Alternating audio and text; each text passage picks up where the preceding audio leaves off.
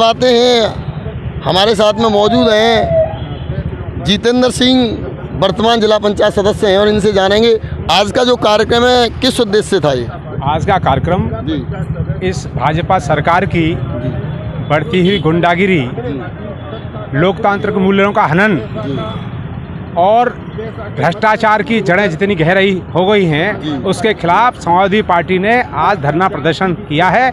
और जब तक सरकार नहीं जाएगी, जब तक इसी तरीके से आंदोलन जारी रहेगा। सर, जानना चाहेंगे कि जहां लोकदल संयुक्त सपा की 22 सीटें थी और जिला पंचायत का चुनाव हार गए, यहाँ पे इसका क्या कारण है? देखिए, ये जनता नहीं हारी, न सदस्य हारे हैं। सदस्यों को ज़बरदस्ती तानाशाही तरीके से इनसे वोट ले लिया गया और आज चुनाव करा लीजिए ईमानदारी से। आज भी समाजवादी पार्टी का अध्यक्ष बनेगा, ब्लॉकों के प्रमुख बनेंगे, और ये पूरी बात जनता जानती है कि आने वाले 2022 के चुनावों में इस सब का हिसाब जनता लेगी। वहीं दूसरी तरफ जानना चाहेंगे, जहां आपने एड़ी से चोटी तक का दम लगाया था ब्लॉक प्रमुख का पर्चा भरने के लिए सपा संयुक्त लोक दल ने, और आपकी स्नेहलता शाम को ही दबे पांव पर्चा वापस ले गई, इसके क्या कारण रही? उन पर राजनीतिक दबाव और प्रशासन का दबाव डाल के, उन्हें डरा के, धमका के, लालच देकर उनका पर्चा वापस करा।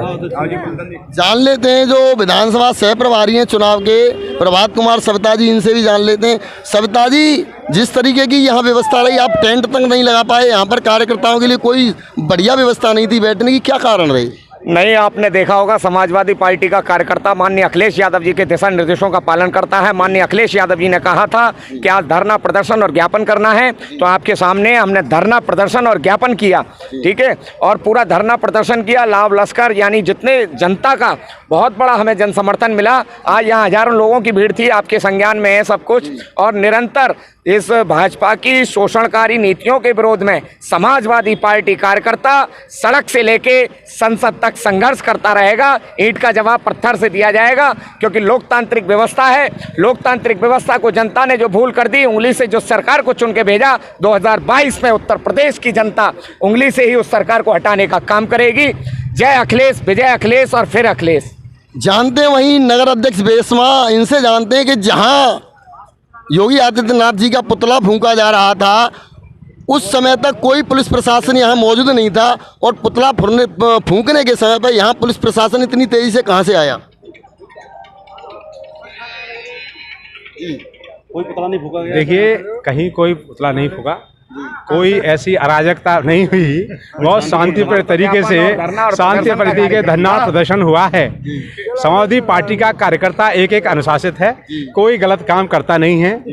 लेकिन इस भ्रष्ट भाजपा सरकार को उखाड़ने के लिए हम लोगों को भी उसी रास्ते पर चलना पड़ेगा जिस रास्ते पर ये चली है। जब ही इसका ईंट का जवाब पत्थर से दिया जाएगा। कार्यकर्ता तैयार बैठा है 2022 के चुनाव को लेकर। जिस तरीके से आपके कार्यकर्ता यहाँ पर अध्यक्ष जी बैठे हुए थे, जिला पंचायत सदस्य हैं आप, वरिष्ठ कार्यकर्ता हैं, जिस तरीके ज़मीन पर बैठे हुए थे, दिखाया जा रहा है कि कोल तहसील पर गिरीश यादव जी की देखरेख में बहुत ही फायर ब्रांड कार्यक्रम हो रहा है। क्या परिस्थितियाँ रही इगलास पर जो आप इतना छोटा कार्यक्रम कर पाए? इगलास पे कोई कार्यक्रम छोटा नहीं हुआ। पत्रकार जी, मैं आपको बिल्कुल आश्वस्त कर दूं, यहाँ सैकड़ों की तादाद में पार्टी का कार्यकर्ता मौजूद था।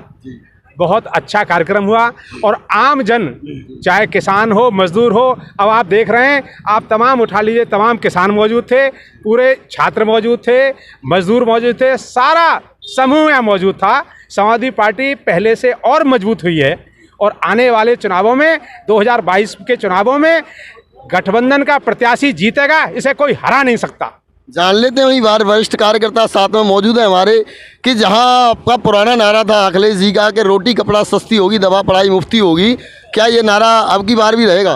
बिल्कुल सत्य है। माननीय मुलायम सिंह यादव जी ने जो हमारा ये नारा दिया है, वो नारा जब तक समाजवादी पार्टी सरकार रहेगी तब तक ये नारा सत्य रहेगा।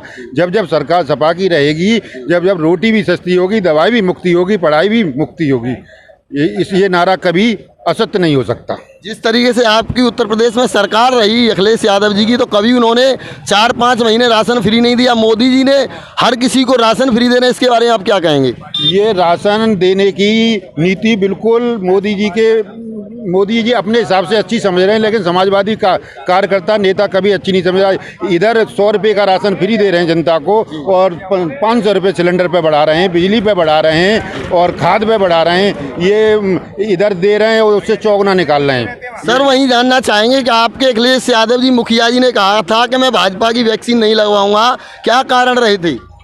देखिए, वैक्सीन के लिए उनका सिंबॉलिक बात थी ये नहीं है कि मेडिसिन, न तो डॉक्टरों का अपमान था न वैज्ञानिकों का अपमान था। ये सिर्फ क्योंकि भाजपा ने इस वैक्सीन को अपना चुनावी स्टंट बना लिया, अपनी दवाई का ऐसे प्रचार प्रसार किया जैसे कि ये स्वयं खोज कर रहे हैं और स्वयं उसका इन्वेंशन करके जनता को दे रहे हैं, जबकि ये डॉक्टरों की देन है, वैज्ञानिकों की देन है।